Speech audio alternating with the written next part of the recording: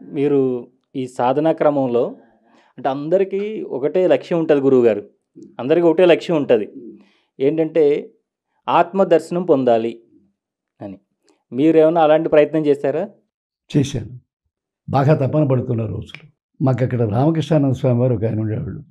రామసింగారం అనే ఊళ్ళో ఆయనకు ఒక ఆశ్రమం ఉంది. సరే అక్కడికి వెళుతూ ఉండేవాడిని, వస్తూ ఉండేవాడిని. రోజు తెల్లవారుజామున కూర్చొని ధ్యానం చేసేవాడిని. ఆ రోజున బాగా సైకిల్ ఉన్నది. బాగా వర్షం పడతా ఉంది. అమ్మా, నేను ఇంతకాలంగా చేస్తున్నాను. ఈ దేహం వచ్చింది, నా ధ్యేయం ఆత్మదర్శనం కోసం చేస్తున్నది ఇది. నాకు ఇంతవరకు ఆత్మదర్శనం కాలేదు అది. మరి ఏదైనా అనుగ్రహించి నాకు అది ఏదైనా చూపించమ్మా అని ఆర్తితో అమ్మని కళ్ళనీళ్ళతో ప్రార్థన చేశాను. వెంటనే ధ్యానంలో ఏం జరిగిందంటే అప్పుడు అట్లాగే ఒక స్థితి దాటి వెళ్ళిన తర్వాత శరీరం అంతా వెలుగుతో నిండడం అనేది అప్పటికి ఉందని చెప్పే కదా. శరీరం అంతా వెలుగుతో నిండిపోయింది, డివైన్ లైట్. ఆ వెలుగు ఏం జరిగిందంటే ఈ శరీరంలో ఉన్న వెలుగంతా కూడా ఒకే చోటికి భ్రూమధ్యం దగ్గరికి చేరి ఒక జ్యోతిగా రూపాంతరం చెందింది. జ్యోతిగా రూపాంతరం చెందినప్పుడు శరీరంలో వెలుగు లేదు, చాలా పల్చగా ఎక్కడో కొద్దిగా ఉంది. ఈ జ్యోతి దర్శనం అక్కడ అయింది. ఆనందానుభూతి బ్రహ్మాండంగా కలిగింది. మళ్ళీ ఈ కలిగినటువంటి చూచినటువంటి జ్యోతి మళ్ళీ కరిగిపోయి కాంతిగా మారి ఈ శరీరం అంతా వ్యాపించింది. అప్పుడు ఇక్కడ జ్యోతి లేదు. ఇది నా అనుభవం.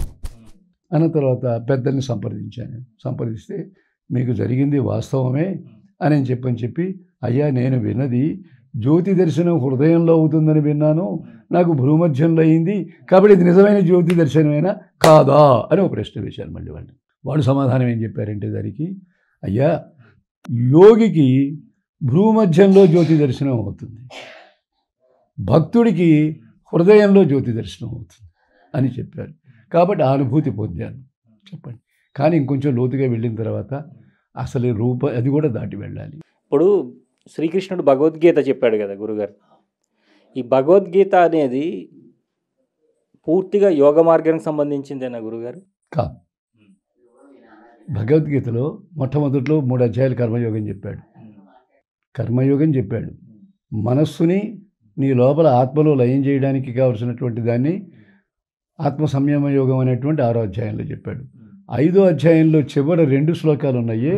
ఆ 2 శ్లోకాల్లో కూడా ఈ బాహ్యమైనటువంటి వాటిలో నుంచి, ఈ బయట నుంచి వచ్చేటువంటి వాటి నుంచి, నీ ఇంద్రియాల నుంచి ఎట్లా ఉండాలి, ఎట్లా తప్పుకోవాలి, ఏమిటని చేసిన దానికి వ్యాఖ్యానమే 6వ అధ్యాయం అంతా కూడా ఉంది అక్కడ దానికి.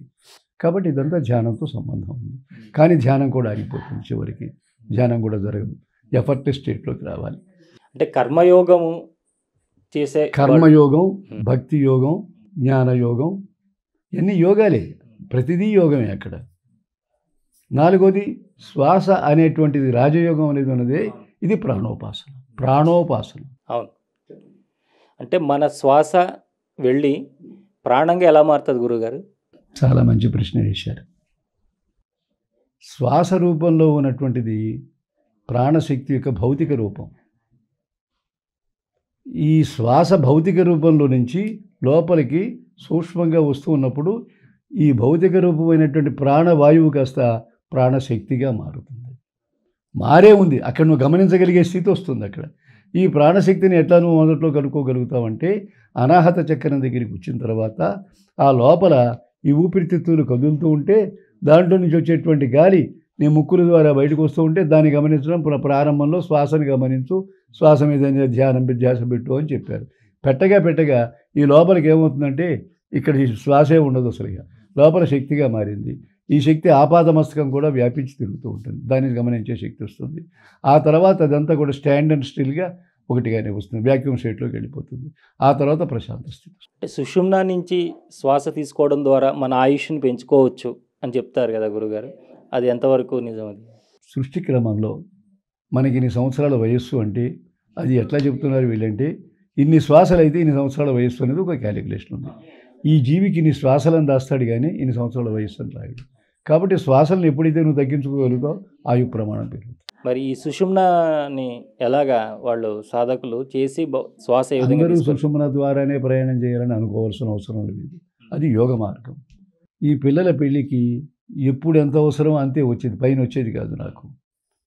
ఈ పిల్లలతోటి పెళ్ళిళ్ళకి డబ్బు లేక చచ్చిపోతా ఉన్నాం, ఇక అందరూ కూడా ఉంటాయి ఏమిటని చెప్పాను అమ్మ దగ్గర ఒక రోజు కూర్చొని, అమ్మ, ఎవరిని కదిలించినా ఈ సృష్టి ఎవడు చేయమన్నాడు అని మా ప్రాణాలు తీయడానికి అనే భావన ఉండేది నాకు.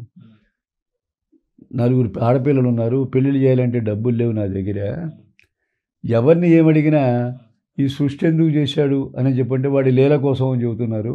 వాడి లీల కోసం సృష్టి చేయడం ఎందుకు, మా ప్రాణాలు తీయడం ఎందుకు అని నేను అడిగాను. అది నాకు చాలామందికి ఉండేది, వాళ్ళు అడగలేకపోవచ్చు, నేను అడిగాను అమ్మ.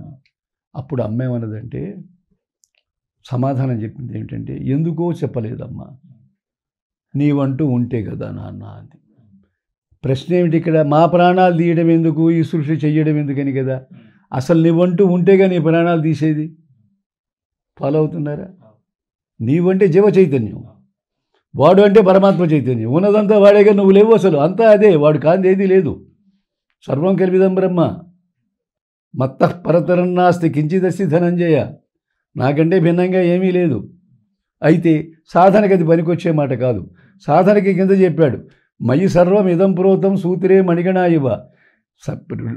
గుడ్డ ఉందంటే 2 పోగులు ఉంటాయి, నిలువు పోగు ఒకటి, అడ్డం పోగు ఒకటి.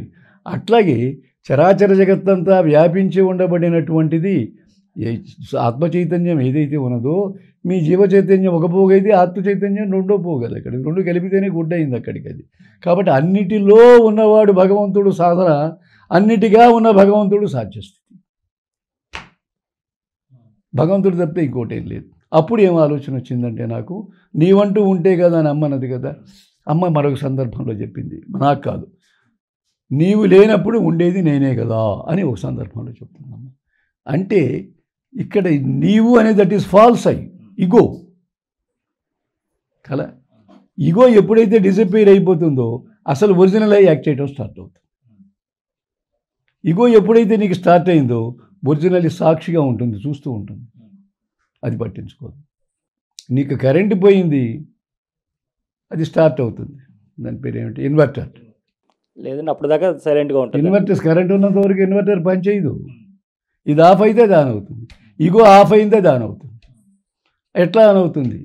అప్పుడు అమ్మ చెబుతుంది, చేతులు నీవి కానీ చేతలు నీవి కావు నాన్న. ఒక మాట ఉంది అమ్మ మాటల్లో.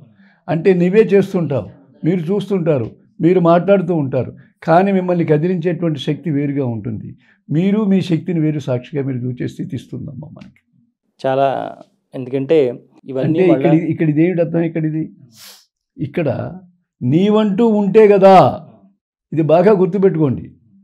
ఎప్పుడైతే నీవంటే జీవ చైతన్యం, ఇది ఈ ఫాల్స్ అయి డిజపేర్ అవ్వాలి. ఇక్కడిది ఫాల్స్ అయి డిజపేర్ అంటే ఈగో పోవాలి. వాడికి ఈగో ఇక్కడ పోయి వస్తుంది, వీడికి ఒక బట్టాలు పోతుంది.